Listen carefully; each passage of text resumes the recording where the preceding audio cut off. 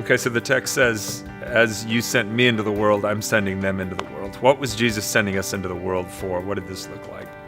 If you read through John chapter 17, you see that Jesus states categorically, you will be in the world. He actually says to the Father, don't take them from the world. If we take them from the world, then they can't impact the world. So you have to be in the world. But then he says, but don't be of the world. Okay, so we are supposed to be in the world, but we're not supposed to be like the world. We're supposed to be distinct. We're supposed to be different.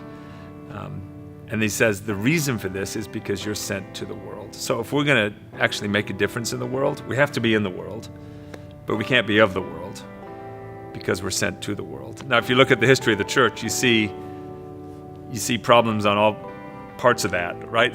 For some people, they said, we're not going to be in the world, so they become separatists. They remove themselves from the world. They build little compounds, little communities, and they keep all the bad people out, right? We need the church to be a safe place to raise our kids, and we hunker down, and we create these bubbles, and that is not in the spirit of John 17, because we need to be in the world.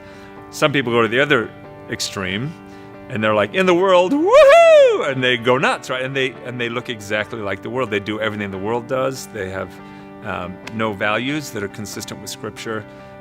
They give up on relationships in ways that people in the world do.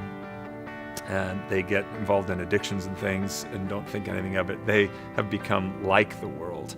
And the problem there, of course, is then there's no sending, there's no way they can impact the world because they become just like the world. So this tension of being in the world, being engaged with real people who are lost, but not becoming like them, is what he calls us to because he sent us to them.